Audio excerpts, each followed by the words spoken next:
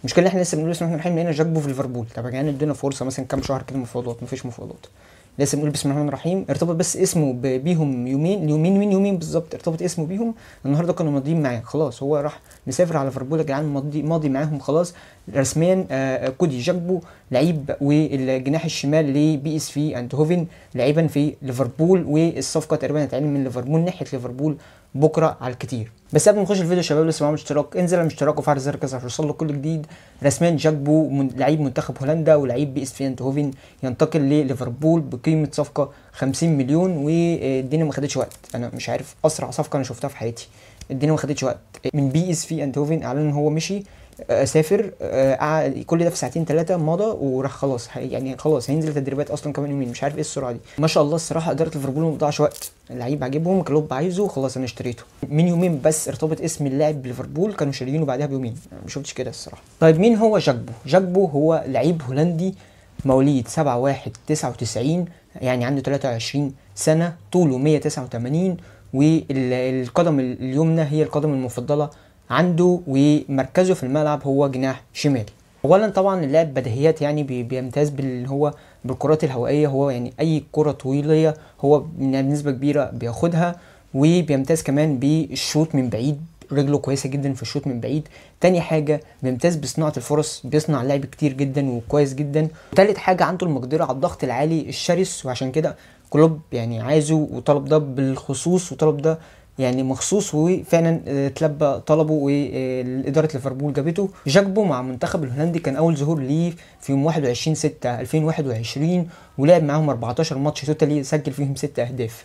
طيب جاكبو مع بي اس في اندهوفن في الدوري الهولندي السيزون ده عمل ايه؟ لعب 14 ماتش ولعب كلهم اساسي بمعدل الماتش، كل ماتش تقريبا بيلعب 80 دقيقة، وسجل فيهم 9 اهداف بمعدل اهداف كل 125 دقيقة. عمل 12 اسيست، يعني ساهم في 14 ماتش لعبهم ساهم فيهم في 21 جون.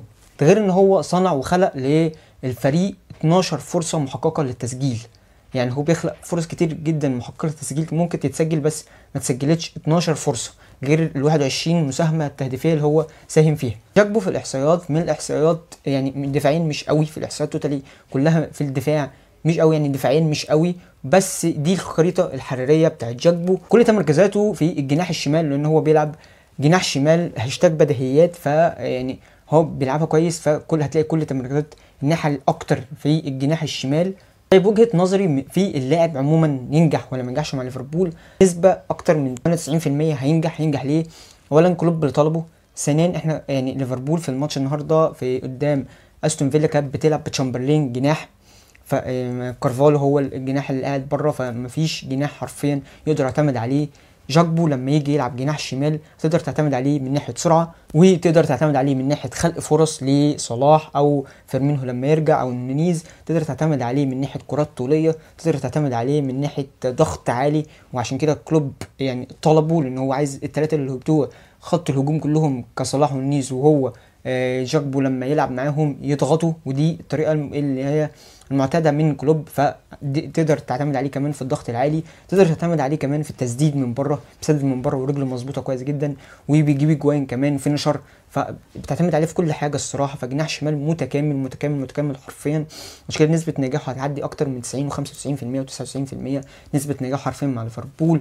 شوط، باص، صناعه فرص، اهداف، كرات طوليه، وسرعه، يعني حرفيا لعيب متكامل، حرفيا بنسبه كبيره متكامل. والستايل اللي عايزه كلوب بالذات في حوار الضغط العالي ده كمان، ان هو صناعه فرصه كتير بيقدر يصنع فرص كتير لزملائه. فاللعيب الصراحه يعني ممتاز. مبروك لليفربول، اسرع تقريبا صفقه انا شفتها في حياتي حرفيا. كل ده كلوب بس لسه بيجهز لريال مدريد ومعركه دوري الابطال في شهر 2.